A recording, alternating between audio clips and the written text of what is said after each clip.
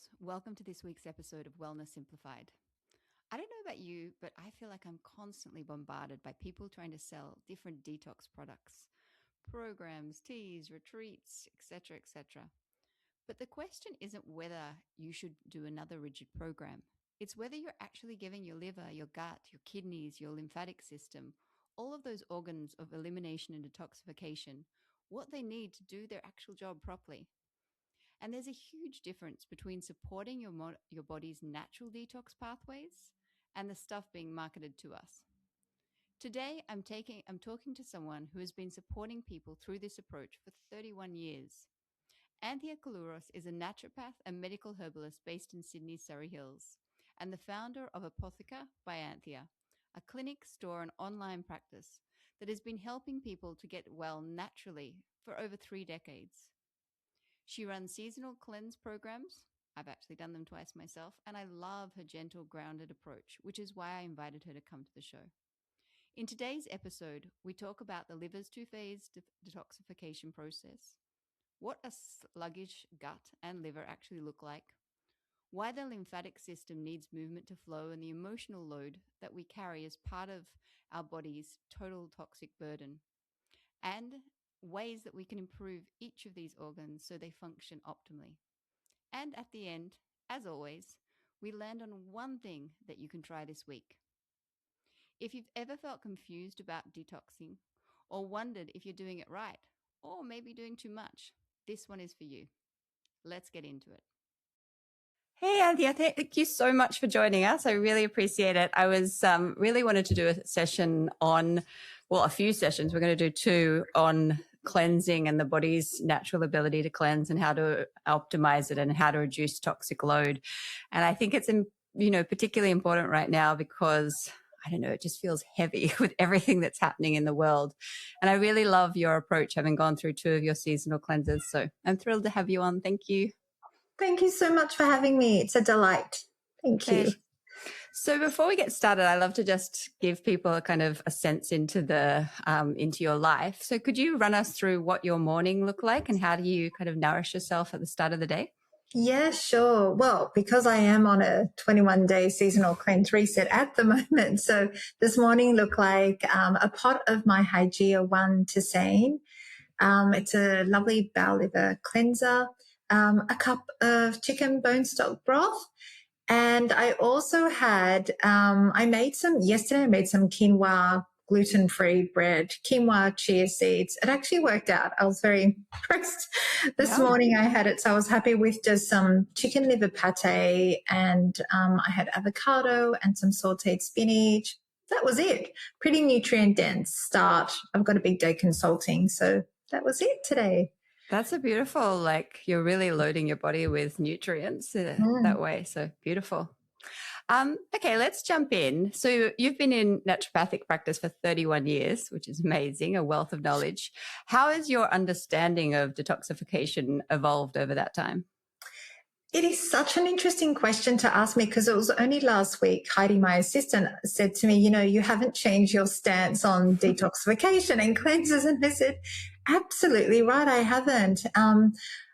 I think I've been thinking the way I've been thinking about seasonal cleansing and detoxifications as something that is a paring back and then a re-nourishment. And I've been thinking about that since I read a book when I was 12. Oh, wow. I know. How to Get Well by Paavo Ariola, who talked about cleansing and saunas and dry brushing. And it just something clicked and made sense to me. Not that I knew at the time what we were detoxing, but just as a seasonal reset. I haven't changed my views on detoxification or cleansing. Amazing. So with the 21-day seasonal cleanse program, could you explain a little your approach? But also I'm curious, why seasonal and what's the importance of that? Yeah.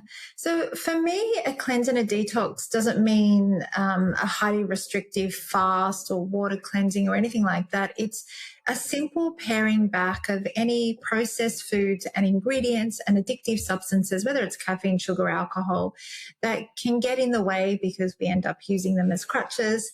And And then we replenish instead with nourishing food and nourishing self-care practices. It made sense to do that with a change in season. So I created these 4 rituals or touch points over a year because there's different food on offer, and also there's different conditions that we experience with the change of season. So when we're thinking autumn, winter, it's all about preparing for immunity, supporting gut immunity. But the change in temperature and the change in food on offer, there's a lot more citrus fruit, a lot more greens that are made available. So we're supporting immunity. And I also think how nice to have a reminder in this busy landscape and environment of modernity that there are seasons, the food does change, the temperature should change. So we're not having smoothies 365 days a year. Yeah, I think like if you live in, countries where there's really marked seasons, it can be more obvious also with the food. But I think in Australia, we tend, I don't know about completely forgetting it, but it's not so obvious. So yeah, people probably tend to have the same food throughout the year. How does that affect your body, just out of curiosity? Well, I don't think you're eating food in its prime, in its optimal nutrition. I think if you bought organic produce or food that was grown locally and seasonally, it would be much more obvious. But because food is made available all the time, so produce, we can get cherries that are out of season, but they come from the US. I think once you plug into seasonal, local, or organic produce, you'll notice the changes. You'll notice a difference in pricing as well. And you'll notice the taste being different. So it'll taste a lot better, like a seasonal strawberry in summer tastes very different to a strawberry in the middle of winter. And there's more nutrients made available. We know that. The science shows us that. So I think also then you're eating what you've evolved to eat or designed to eat with that change in temperature or weather or season. So it does make, I know it sounds very obvious, but we just kind of miss a lot of that nuance because we're so stressed out and overwhelmed with just life. Yeah. I feel like people, I'm in, being in wellness, I feel like people tend to go to the shiny and, the super advanced, the new, and all that is amazing. It's great that we have access to it, but unless you're kind of coming back and starting and really looking at the foundations, all of that stuff is not really going to work too much. No, it isn't, because these are the foundations that we say. So when we say a 21-day reset, it sounds such a short time, but it's so then we can carry on the things that we have instilled over that period of time until the next season. So it's creating self-care habits that we can carry on through the entire season. We may bring back coffee and we may want to drink 1 or 2 drinks during the week or more than that, but it is an opportunity to pare back and reset and instill those habits rather than these big grand New Year's resolutions. It's that opportunity to revisit, well, how is it that I want to feel and how is it that I want to be in my life, rather than just consuming what is given to us on the digital plane. Be the creative. What is it that I want to do and be, and how do I want to experience this? And I think being liberated from symptoms and disease is a big place to start, and a cleanse and a detox can help do that. I feel like the word detox, though, it's really thrown around so much, and your approach is very gentle, but there's often this quite kind of, I don't know, harsh, urgent kind of, I see it everywhere. Detox this, do this, take this. I'm just curious, like where do you think there's the greatest misconceptions around detoxes? And I think, thank you for asking this question. It's a good question to ask because we see a lot of patients, as you know, I've got a busy clinical practice.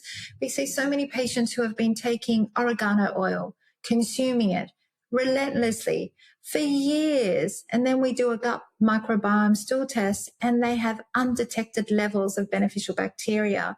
So I think because detox is synonymous with clean, and clean is where we should be, but it isn't where we should be. We're symbiotic beings. living in an ecosystem that is dynamic with the outside world and the inside world. And we're full of gut microbiome and more biome than there are of human cells. So it isn't to clean everything out that is dirty or to purify. It's as if the word purification and clean is better than symbiosis or balance. It's really interesting, that kind of sterilization way of thinking. So we see it in wellness as well. Just oregano oil is just one example. That framing is really interesting because I think you're right. There is this sterilization is a really good word for it, you know, and then the impact that that has on people, as you were saying. Could you talk a little about then the other approach, which is supporting the body's natural ability, like the body, you know, functions perfectly and it's more about supporting it. And what are those, how does the body naturally detox if it's functioning optimally? Yeah. And I think that's also a good question to ask, because often people think when we start a detox is when we switch on the switch of detoxification. And your body's always detoxifying through the organs of elimination, whether it be by the bowels, the kidneys, the urinary system, but there's the liver and the lymphatic, the lungs, the respiratory through breath, the skin. So when we're supporting, and the word is support is the right word, the organs of detoxification, it's about, well, what are the toxins we're exposed to? So minimizing those. And then if those organs feel sluggish, we would have presenting symptoms. So often people might have symptoms like, I don't know, for the liver, it could be feeling quite nauseous, not being able to digest fats, feeling a bit sluggish and tired. Now, I know that's a list of symptoms that could be something else entirely. We might also do a blood test and see what the liver enzymes are doing as well. Someone might already have a fatty liver, so on and so on. So I think it's support by minimizing, and then support might also not just taking off the load, is either using herbs or medicines or particular foods that tone the function of those organs. Amazing. Okay. Well, we'll jump into that in a second, but I just wanted to step back because what you just said before was really interesting. So for somebody who's listening, who might have got kind of, you know, carried away on the detox bandwagon, maybe you could elaborate a little bit about what are the potential risks of over detoxing? Yeah, I think is stripping the gut biome of beneficial bacteria. Sometimes as part of detox, people are alkalining and they forget that our stomach needs to be acid pH, that the pH of your body will sort itself out once we take care of what your body requires. Eating well, rest, relaxation, sleep, all those things will sort the pH. But for some reason, as part of detoxing, we want to alkaline everything. We don't want acidity in the stomach, which is so important for breaking down protein, and any ingested bacteria can be, when I use the word sterilize here, but it is the right word, can sterilize any ingested bacteria that are more pathogenic that come from the foods that we ate or the environment or another person. So I think in so many ways, sometimes people go on restrictive diets and then they miss out on macronutrients as well as micronutrients. Micronutrients are the vitamins and minerals and antioxidants and all the in-betweens that are yielded from macronutrients, protein, carbs, and fats. So I think they're just some of the reasons. Yeah, no, it makes so much sense. But I do see people, you know, with this quite restrictive approach. So hopefully that will help. I think what would be really useful now is if we could maybe take a little bit of a deep dive into each of those detoxification pathways and really help people understand how they work and then how they can optimize each of them. Maybe if we start with the liver, because obviously it's really doing a lot of heavy lifting. If you could explain a little bit about the 2-phase liver detoxification. You talked a bit about the signs that someone's liver is under pressure, if there's anything to add to that as well. Sure. So I don't think people know that the liver actually has 2 phases of detoxification to begin with. So I think that's a good place to start. But think of phase 1 as the liver's ability to break down toxins into more intermediate compounds. So it helps transform them, if you like, into something that phase 2 then binds to them. And the reason in phase 2 detoxification, there are these compounds that help bind to those toxins to neutralize them so they can then be safely eliminated out via the bowels, via urine, via bile. So I think of phase 1 as just the way we transform those toxins to then go into phase 2 to neutralize them and safely eliminate them. I think that's the best way to describe it. Yeah, that's clear. And you talked about some of the ways that people could, or maybe you could just recap a little, what are the signs that people might have a sluggish liver? Yeah, look, it could be anything from feeling nauseous, not being able to digest fats, not being able to lose weight, not being able to break down cholesterol well. It could be hormonal imbalance. It could be so many different things just because the liver has such an important role in metabolism, detoxification, the synthesis and storage of nutrients. Usually people with sluggish livers are burning the candle at both ends, take a lot of prescriptive medication, over-the-counter medication, drugs, alcohol, caffeine, sugar, processed foods and ingredients. Now, obviously, we don't suggest that anyone stop their prescriptive medication, but just to be mindful of liver health and support during those periods of many medications, which some people are taking for life. Yeah, my dad was definitely like that. I used to tell him he looked like he was like some Colombian drug lord with the amount of medication. I know, poor thing. Yes, sorry, I was just going to ask, with the liver then, having done the cleanse, you have some really beautiful nourishing protocols for it. Could you talk us through those?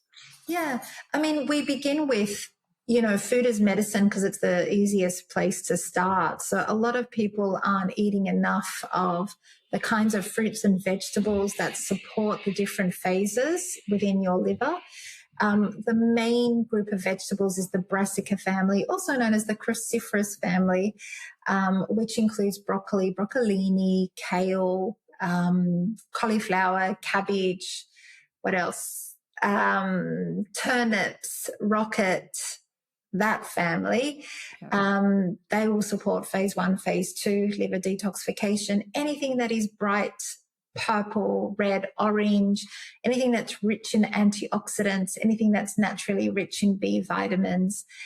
But of course, making sure that you are hydrating well and having good regular bowel motions also helps. So in a sense, we say make sure you're having a whole nutrient-dense diet, whole food nutrient-dense diet, adequate protein, carbohydrates, and fats. Making sure it's organic and clean with minimal pesticides. And then, as herbalists and naturopaths, we can prescribe herbs very specifically.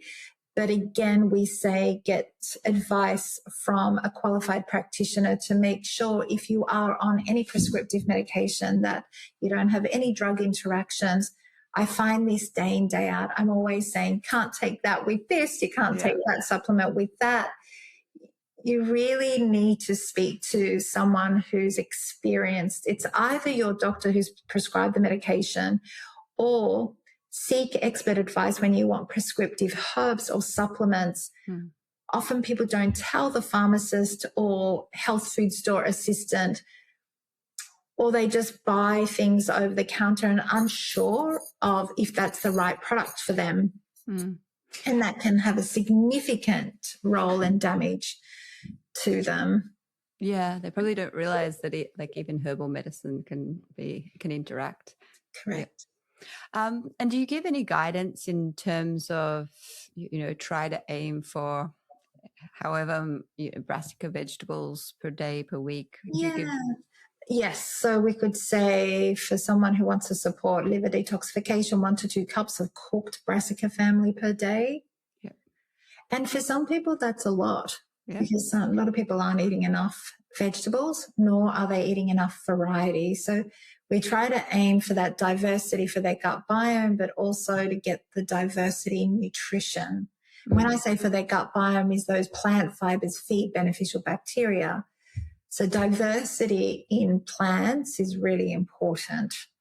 Yeah, absolutely. So let's go on to the gut now. The gut obviously plays a central role in detoxification. What are some of the signs that it's not working optimally, and what's happening in the body when it isn't?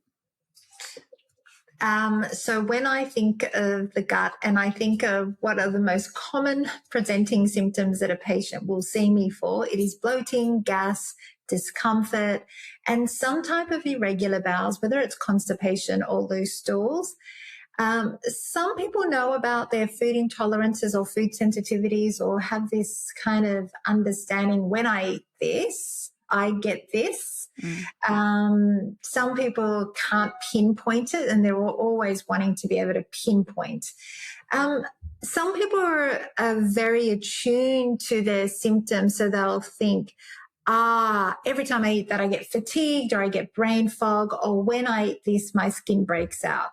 So there's that kind of understanding and connection. And it is really interesting to me that people are very attuned and experience a lot of gut symptoms. Yeah, it does feel to me like it's extremely common to those core things that you talked about. Like I think a lot of people would experience. So what have you found in your experience that supports the gut? Yes, I think one of the first things isn't so obvious, because first thing we're going to think of is food. For me, one of the first things is the awareness that the counterbalance to fight-flight stress response is called rest and digest.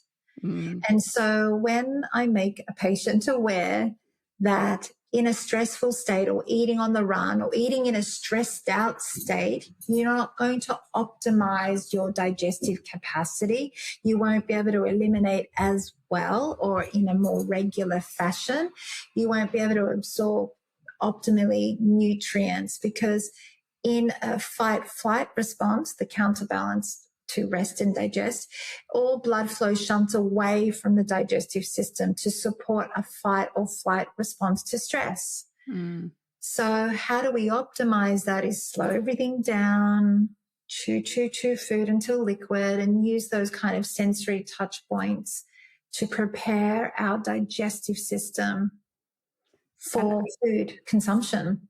And I imagine that this is probably very rare for people. At least I would think that very few people in today's crazy world would have 3 meals in that state of, calm. So maybe we could kind of think about, okay, so if your life is hectic, what is little practices that you can do just to help your body get into that calm state?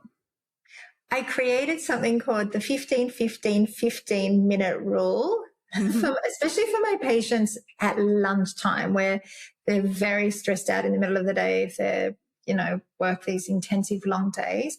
So 15 minutes of preparation, wind down, almost in readying yourself to sit down and eat, going out and getting your food or getting your food organized on a plate, finding a lovely place to sit and eat your food, and then 15 minutes, because not everyone gets an hour to eat lunch. No, not at all. No. So then 15 minutes to sit, chew food until liquid, do nothing else but just eat and enjoy that meal and nothing else. And then 15 minutes, pack it away, put it away, and perhaps go for a little walk to just support that digestive process. And just keep it that simple. And if you've got more time, excellent, extend it. Extend the eating time. And perhaps go for a longer walk. So I always like those, suggesting to my patients and clients to go for a walk after you've eaten. Because that also helps with the blood sugar regulation as well. It does. Rather than sit back in that sedentary position again and be in this weird contorted pretzel sitting there in front of your screen as you're trying to digest your food. And maybe just like it might feel hard if you're like, busy for it to drag yourself away from the computer, but maybe trying it for 1 week and seeing how that impacts your digestion, because then that then creates kind of added motivation. And it feels a lot easier to try something for a week than, okay, I'm just going to make this change. Exactly. Yeah. Beautiful. Okay. Maybe we could talk about the kidneys. I feel like they're not talked about as much. And could you explain the role of the kidneys and what most commonly compromises them? When I think of the kidneys, the first thing I think about is filtering the blood and removing waste via urine. So it kind of makes sense that we hydrate the kidneys, make sure we're drinking enough fluids, and what kind of fluids, hydrating fluids, or are we drinking a lot of dehydrating fluids like alcohol and caffeinated drinks? So we support the kidneys because they too eliminate waste. And remember those phase 1, phase 2 liver detoxification. Phase 2 is to convert those basically to neutralize those toxins so they can be eliminated safely via the kidneys, via urine. Yeah. So we often think about, are these patients or people dehydrated to begin with? Are they eating a lot of processed foods, sodium, alcohol, caffeinated drinks?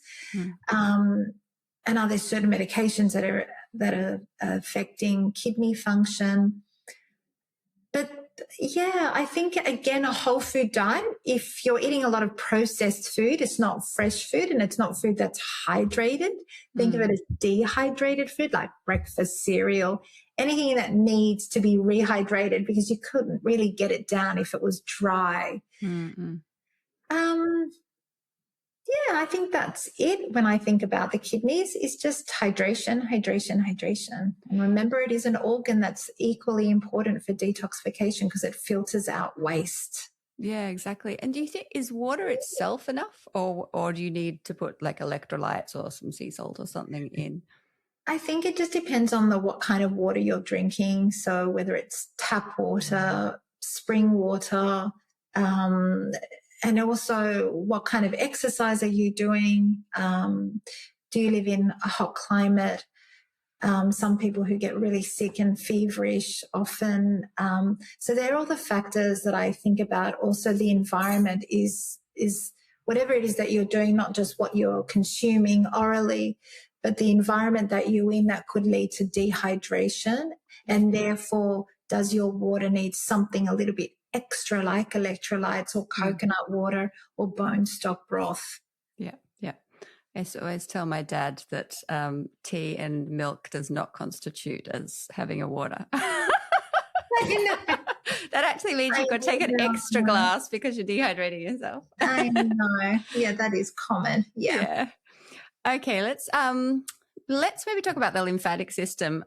I don't know if you've seen this, but it seems to me like in the past kind of 2 years or something like that, I see information about the lymphatic system all over the place. Before that, nothing. But yeah, if we could talk a bit about its role in detoxification and how to best support it. Okay. Well, let me just tell you this stuff cycles. So as someone who's been a practitioner for nearly 31 years now, we've seen the trends.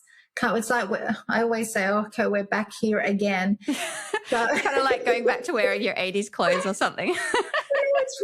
It's so interesting to me. So I don't know what kickstarts the trends, but regardless. So yes, lymphatic system and lymphatic flow and lymphatic movement and dry brushing and all of this is the trend again. Which it is important to highlight the importance of it as part of detoxification because the lymph system also moves waste and toxins out of the body, but it doesn't have a pump. So it relies on circulation and movement and breath. And so there are all these added tools like from vibration machines that you stand on, dry brushing. So you dry brush to the glands, to the lymphatic glands. There is particular movements that you can do to support the lymphatic flow. There's a whole bunch of things that people are doing, even hot and cold showers and saunas and things like that. But when I think of the lymphatic system, and usually how we will tell if someone needs to support the lymphatic system is if they're really puffy or fluidy. and they feel this heaviness in their body.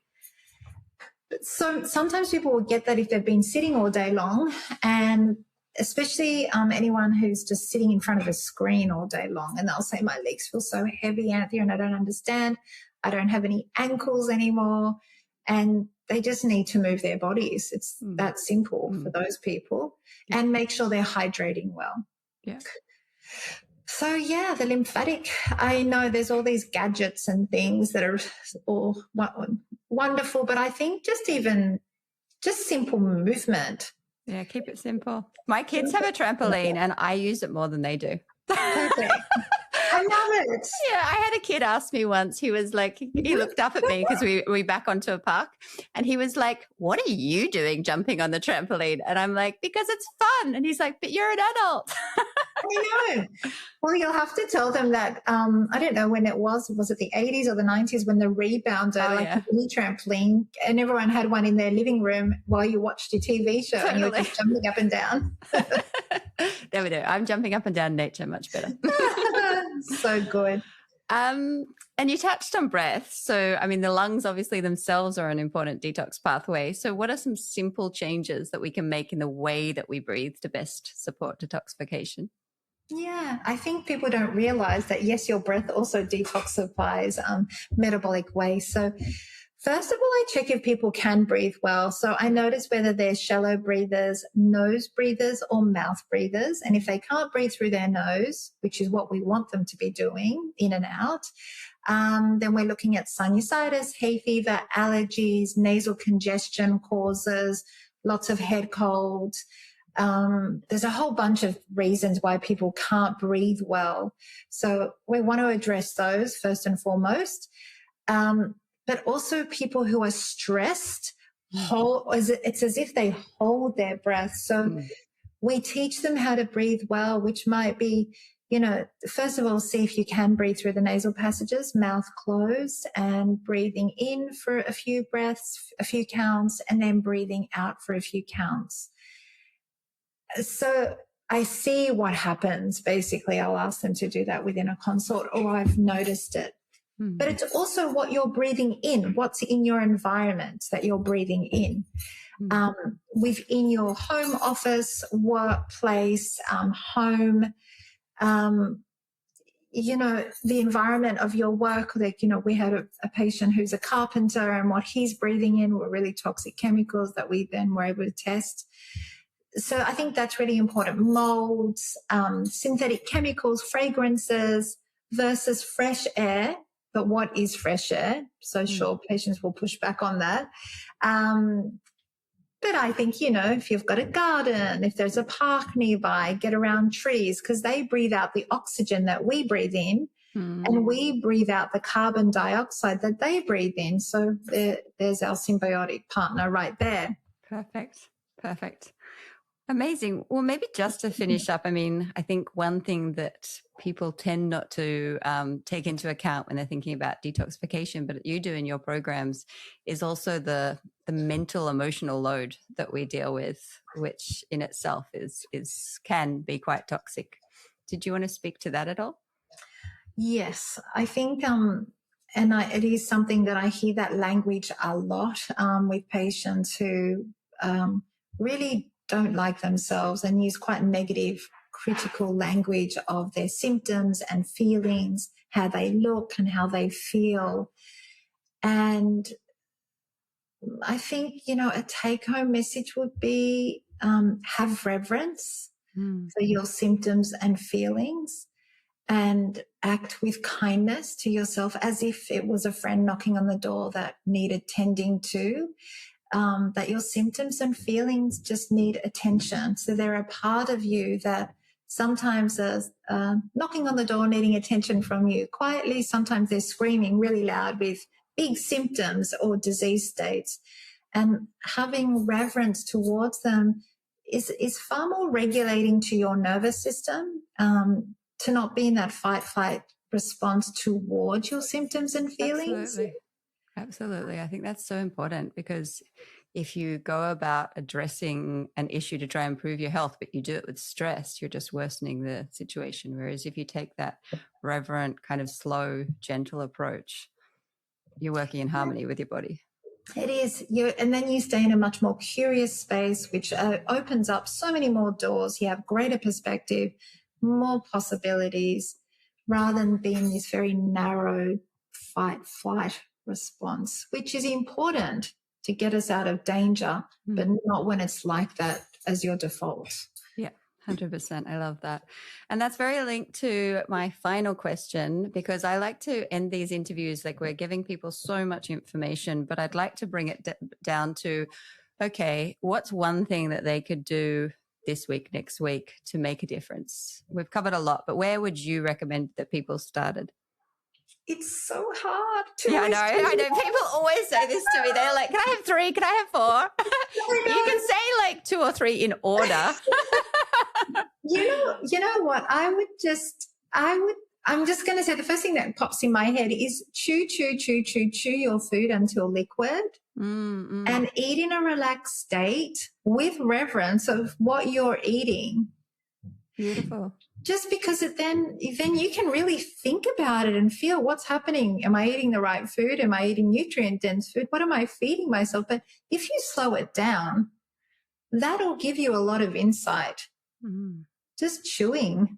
And I bet a lot of people listening, and I'm probably one of them, we don't chew our food to liquid, as you were saying. So that's definitely something I can take on this week. Good. Thank you so much. Where can people find you, and what are the different ways that they can work with you? Sure. Well, I too have a podcast, which is This Is How We Heal, so on all platforms.